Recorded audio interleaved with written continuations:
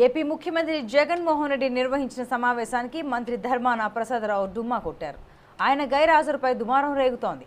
సమావేశానికి హాజరు కావాలని ఎమ్మెల్యేలు, ఎమ్మెల్సీలు, ముఖ్య నేతలకు వారం క్రితమే సమాచారం అందినప్పటికీ ధర్మాన రాకపోవడం తీవ్ర చర్చకు దారితీసింది.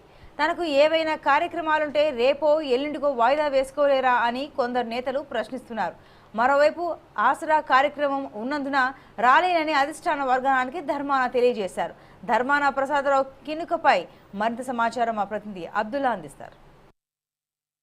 నేటి మధ్యాహ్నం 3 గంటలకు విజయవాడలో ఏర్పాటు చేసిన సమావేశానికి రాష్ట్ర రెవెన్యూ మంత్రి, సీనియర్ నేత ధర్మాన ప్రసాదరావు గైర్హాజరు కావడం అయితే రాజకీయ వర్గాల్లో తీవ్ర సంచలనం కలిగించిందని అయితే మనం చెప్పవచ్చు. ముఖ్యంగా 10 రోజుల క్రితం ఏర్పాటు చేసిన ఈ సమావేశానికి మంత్రులు, శాసనసభ్యులు, పార్టీ ఇన్ఛార్జీలతో పాటు జిల్లా బాధ్యులు అందరూ హాజరు కావాలని పార్టీ అధిష్టానం పిలుపునిచ్చింది. మధ్యాహ్నం 3 గంటలకి ఈరోజు ముఖ్యమంత్రి అధ్యక్షతన సమావేశం ఏర్పాటు అయితే జరుగుతుంది. ఈ సమావేశంలో శాసనసభ్యులతో పాటు మంత్రుల తాలూకా వారి పెర్ఫార్మెన్స్ అయితే తెలియజేసిన సందర్భాలు అయితే ఈరోజు ఉన్నాయి. ఇందులో పెర్ఫార్మెన్స్ బాగులేని వారికి రాబోయే 2024 టికెట్లు కేటాయింపు ఉండదని గతంలో ఖరాఖండిగా చెప్పిన ముఖ్యమంత్రి జగన్మోహన్ రెడ్డి ఎవరికైతే ఈ పార్టీలో టికెట్ ఇస్తారో, ఎవరికైతే ఇవ్వరంది కొంత క్లారిటీ వచ్చే సమావేశానికి ఈరోజు ధర్మాన ప్రసాదరావు హాజరు కాకపోవడం అనేది రాజకీయ వర్గాల్లో ప్రకంపన సృష్టించిందని అయితే చెప్పవచ్చు. ముఖ్యంగా ఇటీవల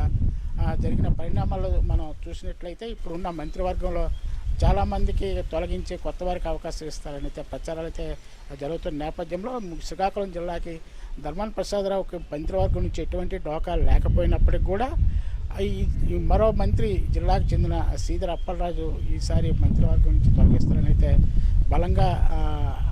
బలంగా అయితే ప్రచారం అయితే జరుగుతున్న నేపథ్యంలో ఈరోజు ధర్మాన ప్రసాదరావు హాజరు కాకపోవడం ఏమైనా రాజకీయ కారణాలు ఉన్నాయని రాజకీయ పరిస్థితులు ఆలోచిస్తున్న సందర్భాలు అయితే ఇప్పుడు ప్రస్తుతం జిల్లాలో ఉన్నాయనితే మనం చెప్పవచ్చు. ముఖ్యంగా ఇటీవల జరుగుతున్న పరిణామాల్లో ఒక విధంగా మనం చూసినట్లయితే సీనియర్ నేతలు పార్టీపై కొంత అసంతృప్తి ఉన్నట్లయితే మనకు సమాచారాలు అయితే మనకు అందుతున్న నేపథ్యం అయితే ఉంది. ముఖ్యంగా ఇటీవల ఉత్తరాంధ్ర జిల్లాకు సంబంధించిన ఎమ్మెల్సీ ఎన్నికల్లో వైసీపీ అభ్యర్థి ఓటమి చెందడం కూడా ఒక విధంగా ఈ మా సీనియర్ మంత్రులకి కొంత నైరేష్యాన్ని కలిగిందని అయితే ముఖ్యంగా చెప్పవచ్చు. దీనికి సంబంధించినంతవరకు ఇప్పటికే బొత్స సత్యనారాయణ దానికి ఓటమికి నైతిక బాధ్యత వహిస్తున్నట్లయితే తెలియజేసిన సందర్భాలు అయితే ఉన్నాయి. అదే సందర్భంలో ధర్మాన ప్రసాదరావు కూడా ఉత్తరాంధ్రకు సంబంధించి ఎట్టి పరిస్థితుల్లోని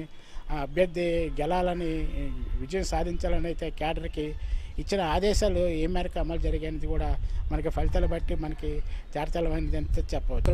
ప్రముఖంగా ధర్మాన ప్రసాదరావు, బొత్స సత్యనారాయణ వంటి వ్యక్తులు మనకి తరచూ కాంగ్రెస్ పార్టీ అవ్వచ్చు, వైఎస్ఆర్ కాంగ్రెస్ పార్టీలో ప్రధాన నాయకుల్లో వీళ్ళ పేర్లు ప్రముఖంగా వినిపిస్తున్న సందర్భాలు అయితే మనకి తెలుసు. అయితే ఈ ఉత్తరాంధ్ర గ్రాడ్యుయేట్ సంబంధించి పార్టీ అభ్యర్థి ఓటమి చెందడంతో బొత్స సత్యనారాయణ ఇప్పటికే నైతిక బాధ్యత వహిస్తున్నట్లయితే ఆయన ప్రకటించాడు. అయితే ఈ ధర్మాన దానిపై ఎటువంటి వ్యాఖ్యలు చేయనప్పటికీ క్యాడర్ పనిచేయకపోవడం అయితే ఆయన మనసులో తీవ్ర అసంతృప్తి అయితే వ్యక్తం చేసిందని అయితే మనకి స్పష్టంగా తెలియజేస్తుంది. అయితే ఈరోజు సమావేశానికి ధర్మాన గైర్హాజరు కావడం అనేది ఉత్తరాంధ్రలో తీవ్ర సంచలనం కలిగించిందని అయితే మనం చెప్పవచ్చు. దీనికి సంబంధించినంత వరకు మరింత ఏమైనా ఇంకా భవిష్యత్తులో ఆయన ఎటువంటి నిర్ణయాలు తీసుకోవచ్చు, అసలు ఏమైనా కారణాలు ఉన్నాయనేది మనం తెలుసుకోవాలంటే మరికొద్ది రోజులు వేచి చూడవలసిందే. కెమెరామెన్ శ్రీనివాస్తో అబ్దుల్లా, 6 టీవీ, శ్రీకాకుళం.